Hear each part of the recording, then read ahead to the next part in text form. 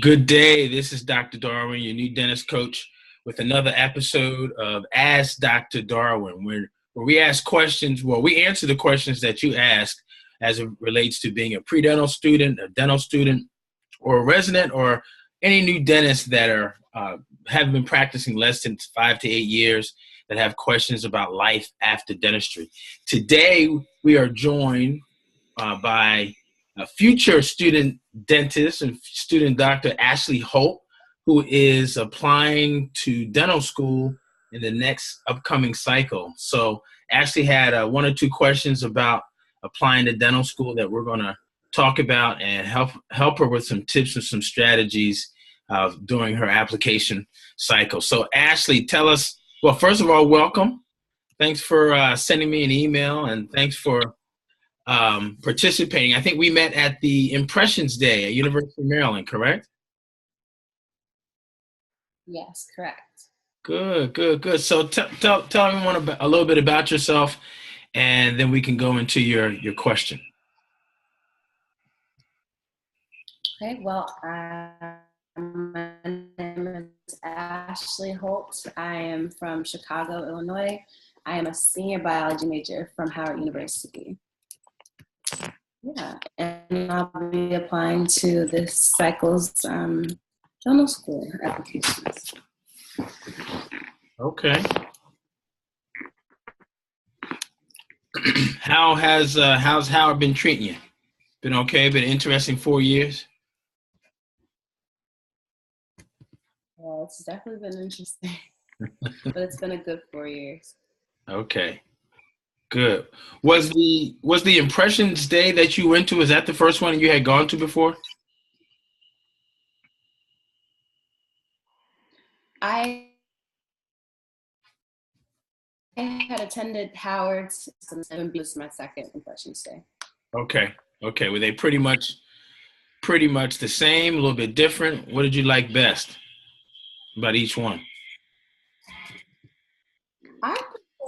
I liked UMB's Impressions Day a lot more, just because we got a feel of just the students and their enthusiasm for their school. The activity, like the hands-on activity, was different. I think we filled a cavity at Howard.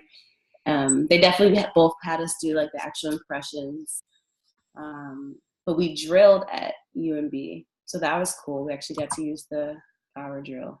Mm-hmm. Their slideshow at UMB was a lot more informative as to just giving us statistics and their expectations. So yeah, I think we did a really good job. That's good.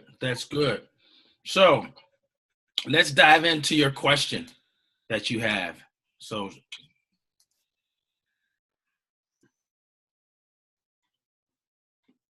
yeah, I'm just wondering, when should I take my DAT? I would love to take it twice, just so I'll have that initial test done, and then a second round just to take it again to get a better score. Is it true that it's smart to take both DATs before June 1st when the application opens? So your question is, should you take, you want to take it twice, but your question is whether or not you should take it, both of them, before June 1st, before the application opens. Okay. And it looks like from what you had asked earlier, looks like you have a heavy course load, looks like, this spring coming up. In order to graduate. So yeah, it's pretty heavy. Yeah. So, okay, so to answer let's start talking about your question, or answering your question. So who told you, who mentioned to you that you should have all your test scores before June 1st? I think it's something that I heard at UMB, or one of the students that I talked to, who's like, oh, I was able to submit all my things June 2nd. So that was his advice. Okay. Now you have to look at, and that might be valid advice. You know, it It may be all due based on his perspective or maybe his plan. And those schools that he was applying to. I know some of the schools will open up earlier than others, but that might have been a strategy that he was mentioning to you based on the schools that he was applying to. So you have to find out first what schools you're applying to and when and what's the earliest they will start taking your information. Do you have a list of schools yet that you're thinking about? I don't have a finalized list.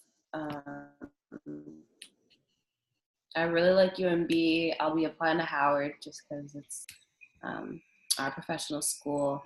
But I haven't been able to visit many other schools. I'm going to go shadow UIC in Chicago when I go home. But I don't know if it'll be on the campus before I want it to be on my list. I don't know if that makes sense. You wanted to, so you basically want to see some of the schools before you put it on your list? Yeah, I do. That makes sense, unless you've heard, one or two things about a school that that still just kind of makes you want to apply to it, and that can happen too.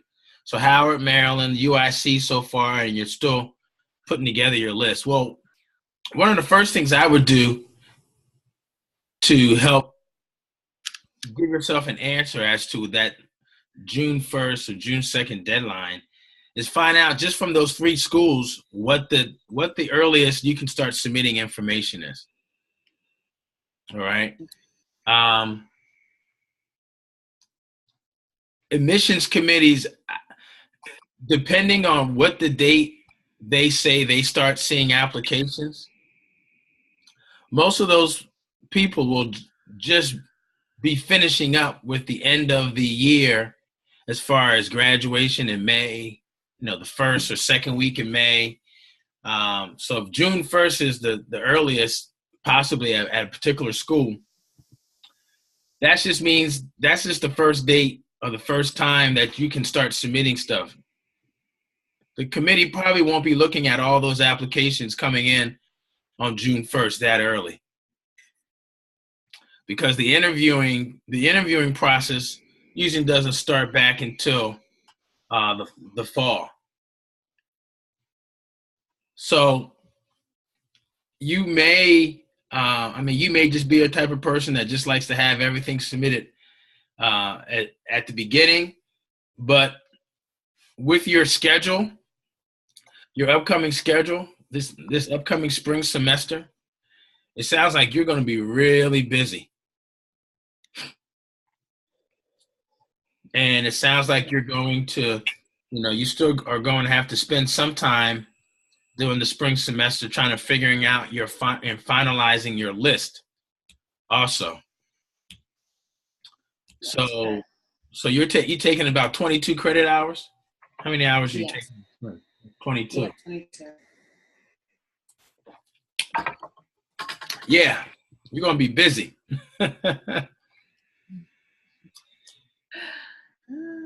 It's okay. I gotta graduate. Yeah, you got to graduate. You're going to be busy. And then you still have, you're still going to have to find time to study for the DAT.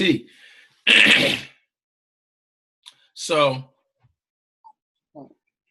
you're going to be, you're going to have a busy spring semester trying to get everything done by January 1st. But but again, like I said, you may not need to have to do that. So based on the 3 schools that you or have interest in, I would first start there and see when the timetables are with regards to the admissions process and the submission of your credentials to the school. As it relates to the DAT, though, I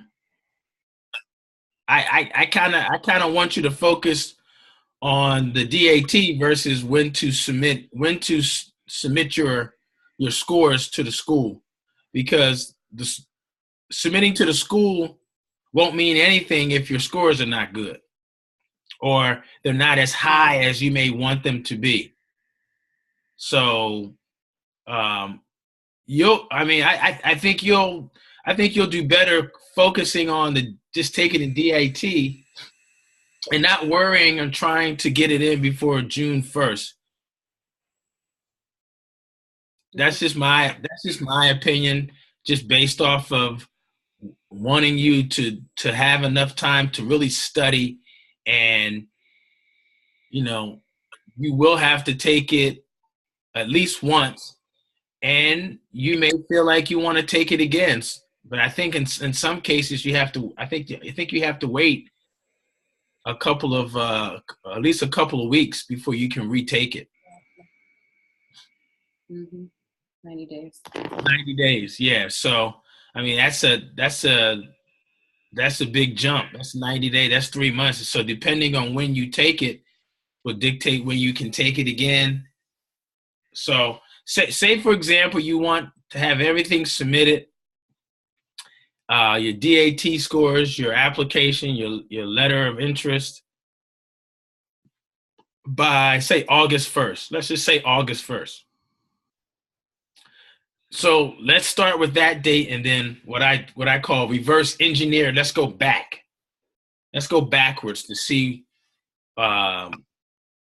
what your timetable could possibly look like. So say August 1st, say sometime in July, say July 15th, you'll take the DAT a second time. So that's 7/15. So you got to go back forward. Go back 3 months. So that's April 15th or March. So end of March, early April, maybe taking the DAT for the first time. And then that means late March, before late March, and now you need to be studying for the DAT to take it the first time. Okay. So that kind of gives you a time frame as to what you're trying to do, which is take it twice, or at least have a chance to take it twice if need be, so that you can still submit your application late July, first thing in August. Okay, that sounds good. That makes sense? Yeah, it does. And that's given the fact that you have, a full load of classes for this last semester. You're going to have time where you have to plan for graduation, because that's a big thing, right? You're going to be excited. You're going to be excited, and you're going to be distracted as relates to that. So, between now and March, I would be thinking that this would be the time that you prepare yourself to take the exam by studying for the DAT. Okay. Now, are you planning on taking a course? I would love to take a course. I just don't know if I can afford it. I just looked at Kaplan's online, and I like that online stimulation, but it's like it's like $1,500 or something, and I know I can't afford that right now. So right. I'm looking up. I have the Kaplan, just the book that comes with 2 practice tests, and then through UMB, I won one of their competitions, and they sent me just a little material from the gold standard. Okay, so I have that. That's good. But go ahead. I just don't know where. I mean, I'm anticipating getting student employment next semester, so maybe I can be able to get it by then, but I don't know about that course. Okay. When's your birthday? October 18th. October 18th. All right. So I was asking that because maybe someone can give you an early or late birthday present. That's true. Santa Claus is coming. If you celebrate that particular holiday, that may be a gift, or there may be a gift that can be given or requested that goes towards that $1,500 for your study, for your prep class. Um, I don't know what's in your closet, but you may have some clothes or some items that you just don't use as much. Maybe you can go online and sell those real quick. Okay, I can do it. I'm just thinking On of, eBay. yeah, on Definitely. eBay or something like that. I'm just thinking of things that will allow you to kind of stash some cash over to the side, and you can start to build up your reserves so that you can apply for that and get that course, because that's going to be crucial. Like I mentioned in the presentation, you know, preparing for that exam is going to open so many more doors for you based on the exam score that you get, as far as scholarships and other interviews, and maybe at some schools or some places that maybe you hadn't even thought about applying to.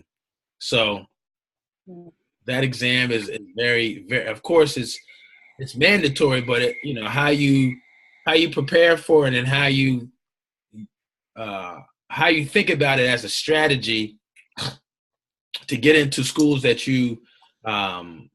may be offering scholarships to students. On the front end, it may be worthwhile to figure out how to best prepare for it. And if it means one of those programs, the gold standard, Kaplan, crack the DAT, whatever it is, I would go with the one that's going to get you the best opportunity to do well on the exam. And I've heard great things about all of them. It's just a matter of, you may have somebody in your network that has taken or used two or three of them, and maybe they have a particular preference as to which one they think is best and the reasons why. So you might have to do a little homework with regards to that, but it's worth doing the homework, because, like you said, the $1,500 is an investment, and you want to make sure that that investment is well spent on the program that's going to help you do your best.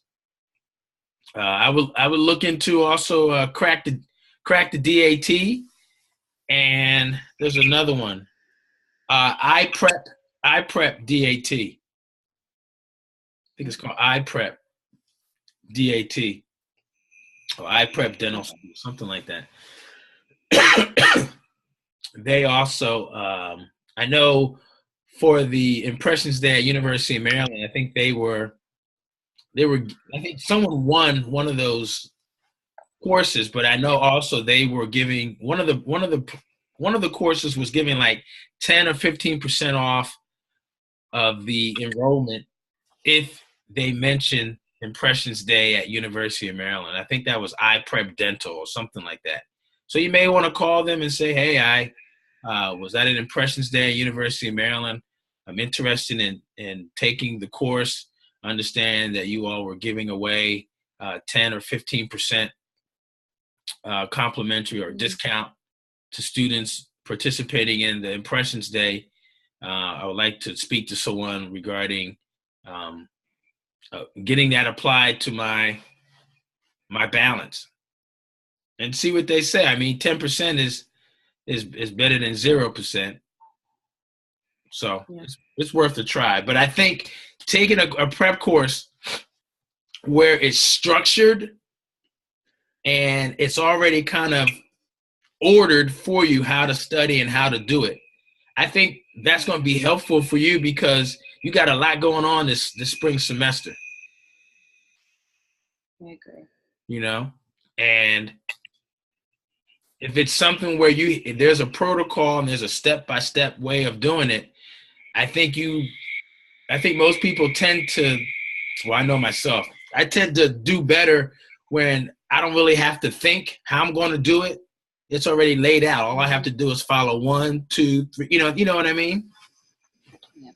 And that'll save you some time, and as part of your studying and everything else that you have going on for the semester. So That's a great idea. yeah. So if you got some people asking you back home in the Chi or in DC or wherever your relatives are all over the US, if they ask you what you want for Christmas, tell them you need a gift certificate, you need a Amex and Visa gift certificate so you can take this board exam for dental school. Right. That's what you tell them. Tell them you don't need no gloves, you don't need no Starbucks card, you don't need no hat, no clothes. I need a gift certificate that I can apply to my tuition towards my my entrance exam into dental school. And tell them you'll catch them on the back end and you'll whiten their teeth in about 5 years. That's perfect. All right. All right. Well, good. Any other questions associated with applying and your plan of action?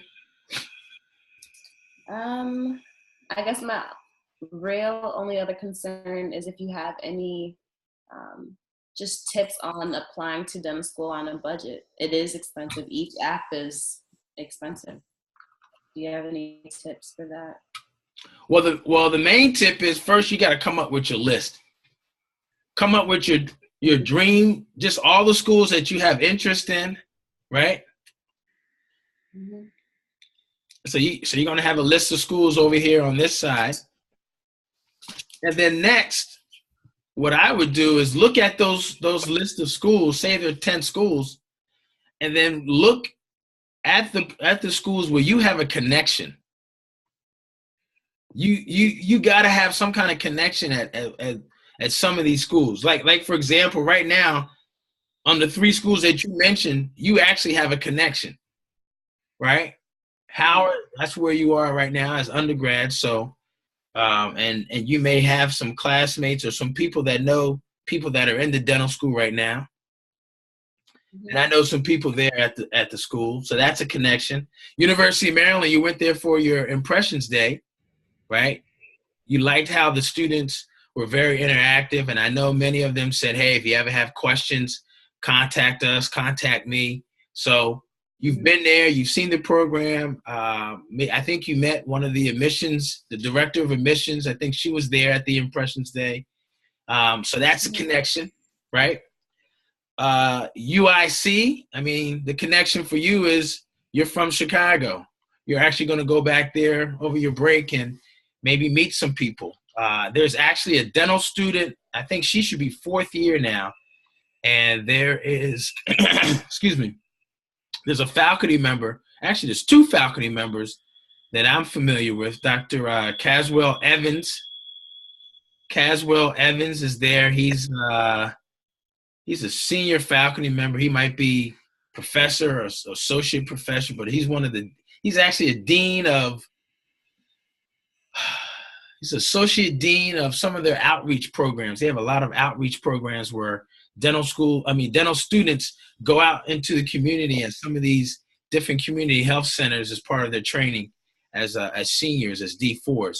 And there's another faculty member that's part of the administration that's at UIC. I can't think of his name right now, but I will email it to you. But just those 3 things about UIC also shows that there's a connection, or you have some kind of network an affiliation with that particular school. So I'm saying all that to say that you want to, now that you've got that list of schools, you want to think of whether you have the connection, because where you have a connection, you possibly are going to be able to have more likelihood of maybe trying to getting an interview, right? So once you figure that out, now you can be a little bit even more strategic, another layer of being strategic with the programs that are on your list. So if you got 10 and you got 8 or 6 programs where you've got a strong connection or some type of connection that you can massage and work and follow up on, well, maybe you just focus on those 6 out of those 10 as it relates to applying on a budget. Okay. You know? So that's a good thought process. But if you can, once you go through that list, That's where it all starts. Okay. That's where it all starts. So, and if you can, I would tell you, try to apply as many programs as possible as it relates to what's on your list and why you're thinking you want to go there and why and what you've done as far as your research into different schools. Because, it's one thing to get into the school, but you also got to get out. Right. You want to get out. You don't want to just get in. You want to get out. You want to get in and get out. So you also want to be looking at schools where you've got support, right? You want to go to a place where they're going to support you and you have support there that through other colleagues, through faculty members, and making sure that students matriculate and also graduate through their programs and in the shortest period of time as possible. Absolutely. So that also is going to really depend on your research that you're doing and finding out who that knows somebody at those schools that you can talk to and find out what the dental student life is as relates to going from D1, D3, D2, D3 to D4 years and how you're supported through that process, because you want to get in, but you also want to get out. Amen. Okay. So, and we can talk more about, putting together your list or once you started to put together your list, we can talk about why you've selected those schools and see if we can identify if there is a mutual contact or someone that's in the database or the networking flow area here that we can possibly use as a strategy to kind of help you through your application process. Okay. Okay? Yep. But I will send you the dental student's name at UIC and also the faculty member. I see his face right now. I just saw him a couple weeks ago at the Greater New York Dental Meeting, and I can't remember his name, but I'll send it to you so you'll have it, okay? Okay, I would really appreciate that. Yeah. So are you finishing up finals? You're done? I'm done with my finals. Good. Well, have a great break. Get some rest. Just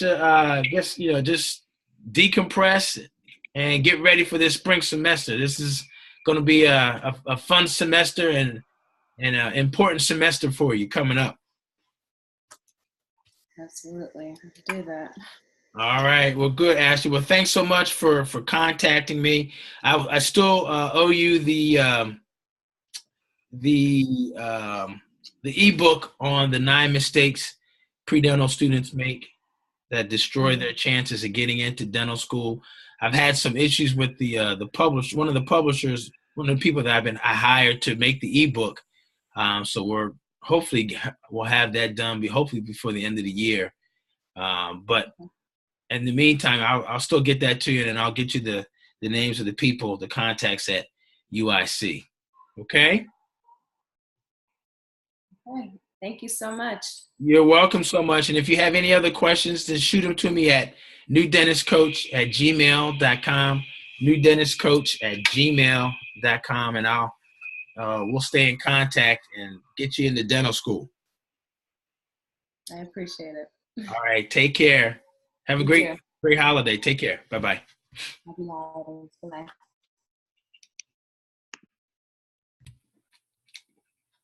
Okay, there we go.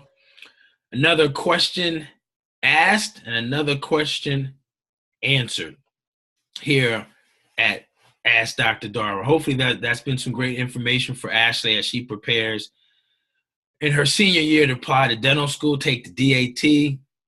As you can see, she's fearful of the fact that, she's going to be on a budget. She's got 22 credit hours that she's taken, trying to get through and graduate on time, get ready to take the DAT, squeezing some time to do that, in addition to really narrowing down her list of dental schools. So it's going to be a busy semester for her, but hopefully the information that we share with her has helped her be able to strategize and kind of approach it a little bit better. So we can help you guys too. Any questions that you have, any fears, any of your worries, things that you're that you feel like an obstacle are going to hold you back, shoot them to us. Shoot them to me at newdentistcoach@gmail.com. newdentistcoach@gmail.com. Thanks again for your time and listening to us. Hope it's been helpful. I know it's been helpful to most people. And have a great holiday, and see you on the next episode. See you on the next tip. Take care. Have a good one.